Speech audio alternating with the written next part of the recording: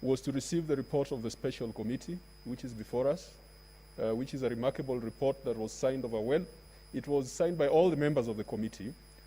Our other duty today was to listen to the governor in his defense. The other duty was to consider all the facts before us and finally to take a vote. I just needed your guidance whether this is a time where we are calling the governor so that we don't have to debate before we have listened to the governor. Thank you, Mr. Speaker.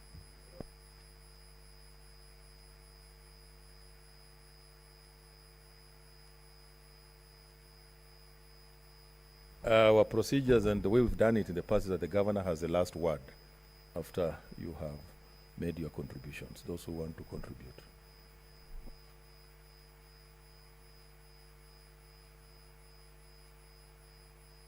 What's your point of order? Who is that, Senator? You're not on. Mr. Speaker, then I move that we proceed to hear the governor, unless any member has a burning issue to debate. Thank you. I can see Senator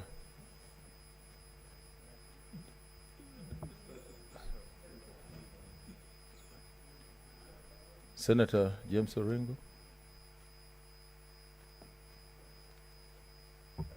Mr. Speaker, I think there is some good reason in what Senator Kajwang is saying, because it must never be lost to us that now we are like the court itself. We are going to reach a verdict. And before we say everything good or bad, maybe we may be persuaded either way. And I think it would be important to give the governor a chance.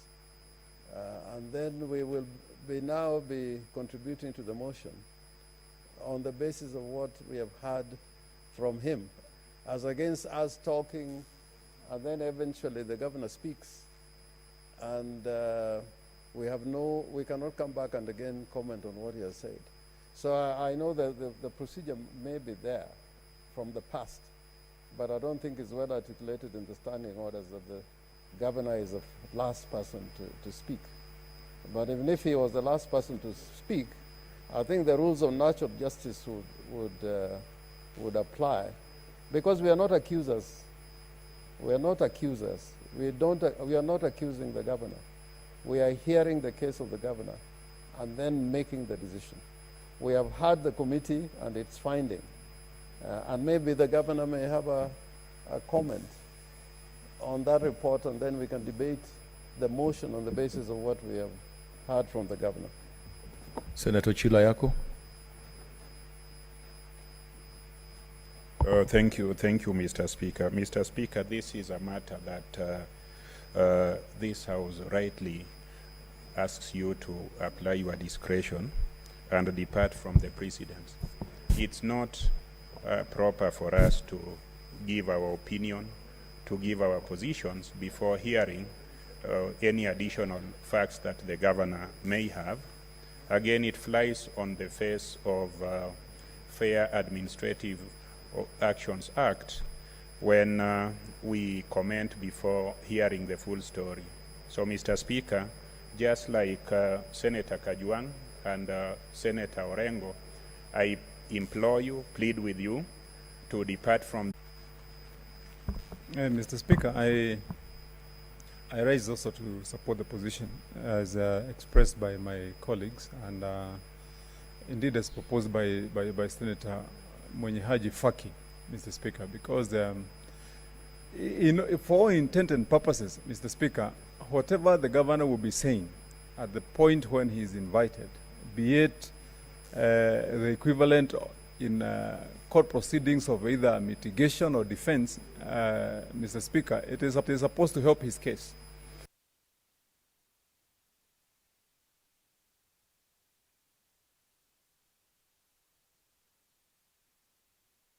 And because Mr. Speaker is making the decision, finally, the governor has to say on the charge, Mr. Speaker, that has been substantiated.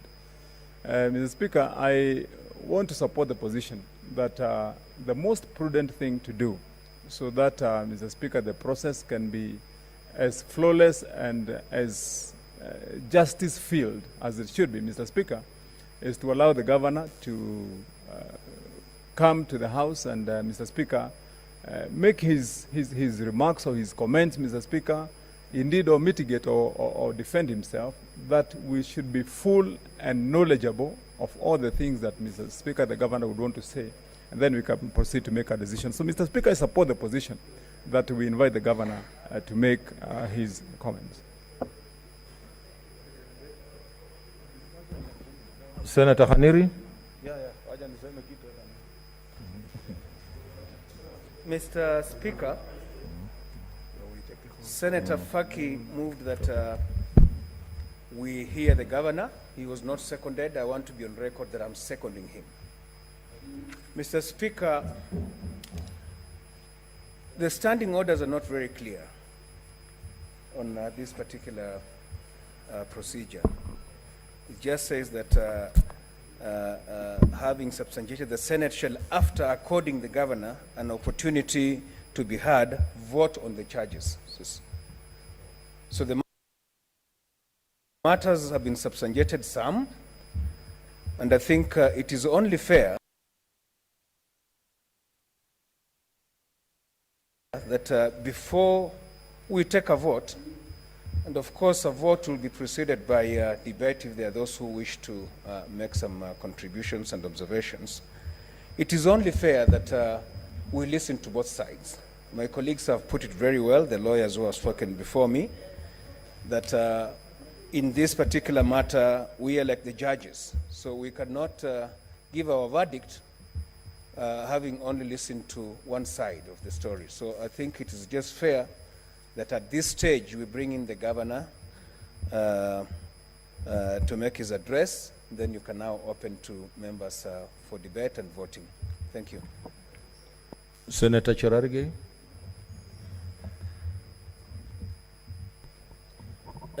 Thank you, Mr. Speaker. Maybe to add on that, and before we decide, because we have a committee report already that has been tabled, number one.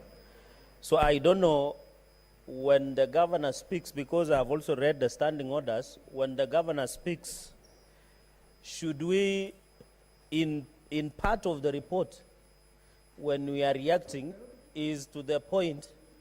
Mr. Speaker, protect me. I don't know why Murkomen is. Yeah. Yes. Senator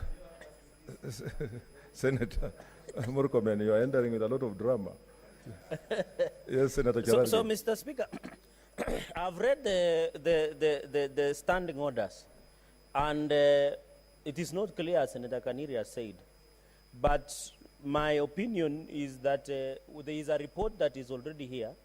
We want the governor to speak, but I think to be neat, it is better to react and respond to what the governor is saying inter alia with the report that has been tabled by the committee, so that we can be neat, then we react and vote. I support. Senator Cheriot. Thank you for this chance. The right to a fair trial is a cardinal principle in this constitution of ours, Mr. Speaker. What would be a fair trial for the governor in light of what has happened, bearing in mind our constitution, the standing orders, and all matters before us? At 2:30 when we walked in this afternoon, Mr. Speaker, those of us who are not members of this committee received the report. The report almost has 300 pages. I know Senator Wetangula has before tried to convince the House that lawyers have a formula for reading faster than the rest. There is no scientific evidence to confirm that. And we can put even the lawyers in this House through a test of the 300-page plus document. And they will do just as the rest of all of us, Mr. Speaker. So what will be a fair trial to the governor for Wajir? I think I want to agree with the proposal by Senator Mohamed Faki, as seconded by Senator George Aniri, that in addition to reading through the report, Mr. Speaker, giving the governor a chance to make his case before us, especially at this point where he knows the verdict that the committee have arrived at and the conclusions that they made, will be a good place to start the debate leading to our decision making as a Senate, because, Mr. Speaker, what will happen is that he will explain himself, and as such, as seated as a jury, We will listen to his rebuttal to what the report accuses him of. Then afterwards, each of us will be free to air their findings in whatever, whether they agree with the committee report or with the defense or that the governor will have put up here by himself. Therefore, Mr. Speaker, I support this proposal that let us listen to the governor at this particular point. Then later on, we can have a debate having listened to both parties. Thank you, Mr. Speaker. Senator Murkomen. Thank you, Mr. Speaker. The proposal to bring the governor before our debate, Mr. Speaker, I think again is one of those very important innovations that we are putting forward after learning from the past experience. Because, Mr. Speaker, the governor already knows his verdict, the verdict of the committee. Coming before us is like an appeal. So it's better he makes his case first, Mr. Speaker, before now we can sit and converse and make a determination. Because if I will have made my position known during the debate before the governor speaks, the Speaker, it becomes even contradiction for me now to vote after that, having been convinced by the governor, and yet I'm on record having taken a particular position. So whereas this is the first time we're going to do this, I think, Mr. Speaker, it's a better way to do it. Governor speaks first, then we have an opportunity now to consider what would be, in my opinion, part of his appeal, and then apply the same to our debate and the vote. So I think that will be, this has been unique in this governor's trial from the time we started with the committee, the process with which we identify the committee members. And I don't think, with your permission, Mr. Speaker, this would be a better way of doing it. Thank you, Mr. Speaker. Senator Wetangula.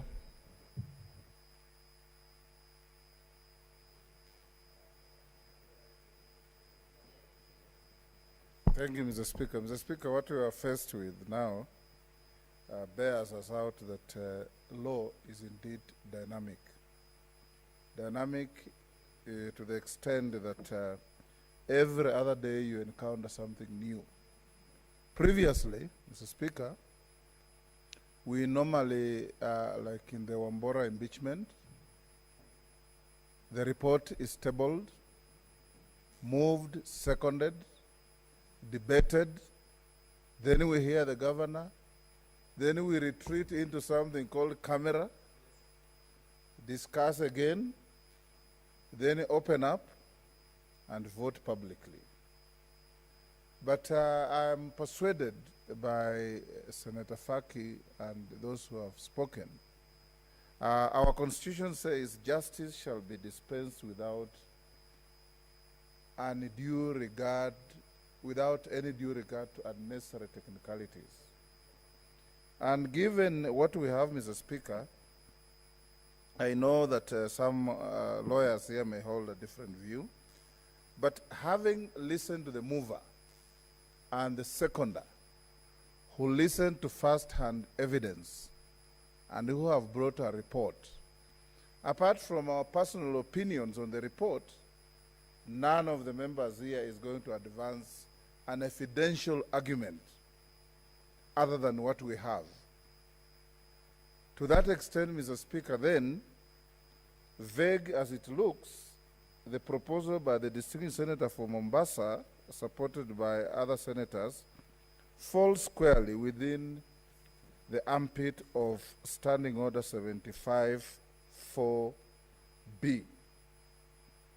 If the special committee reports that the particulars of an allegation against the governor have been substantiated, the Senate shall, after according the governor an opportunity to be heard, vote on the charges. This particular standing order doesn't even seem to anticipate debate, although we have been debating and we will make our comments along the way. So it might be good, Mr. Speaker, in my view, to hear the governor, and those who have proposed as such, I think, have a point. a departure as it may be from our previous proceedings, but it's not in violation of any standing order. It is in fact in sync with the Standing Order 75-4B. So I concur that we can call the governor and Article 50 of the Constitution. Yes, that talks of fair trial. So, Mr. Speaker, I urge you to, in making your ruling, to consider the things we have said, and if the governor is around, we hear him. Okay, order, senators. Senator Cherargei.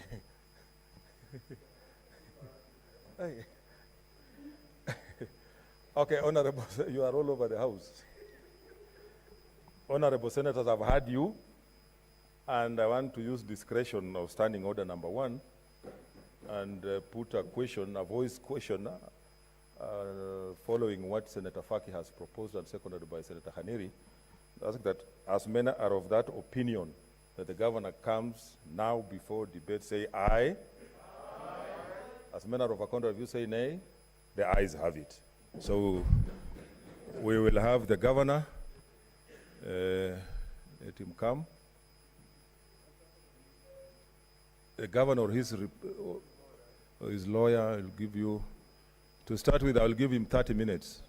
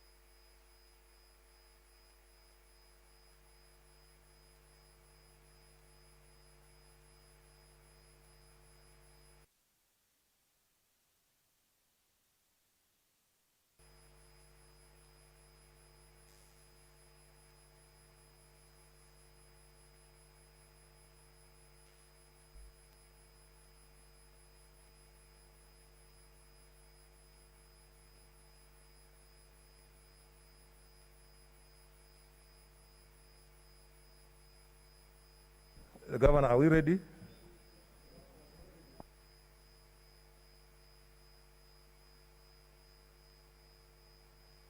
Okay, the governor will be heard through his lawyer. So you are welcome. I've said, giving you an initial. I'm sure. Yes. Members, my name is Ndegwa Njiru. With me, with my colleague, my line friend, Mr. Mburu.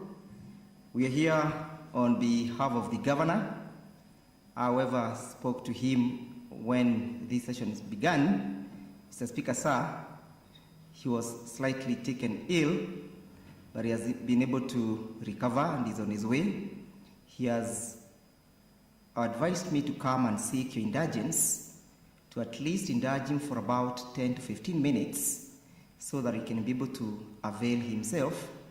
For one reason, Mr. Speaker, sir, that the governor who is on trial and deserves to be heard.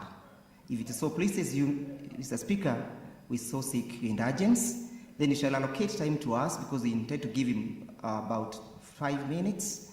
Then we shall do the sum up of our summations. Much obliged. That's okay. It's granted. 15 minutes. What's your point of order?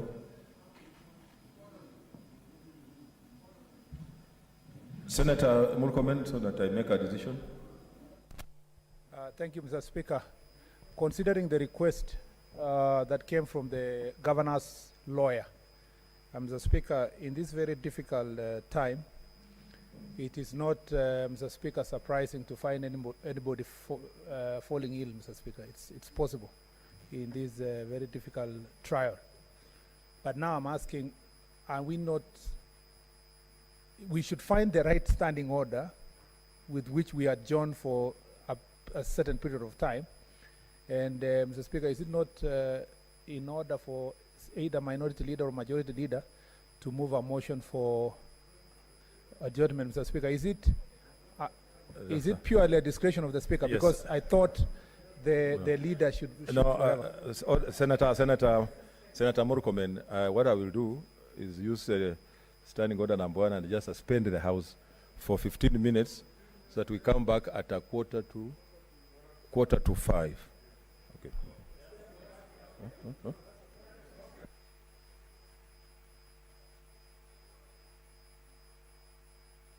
Or quarter to 6.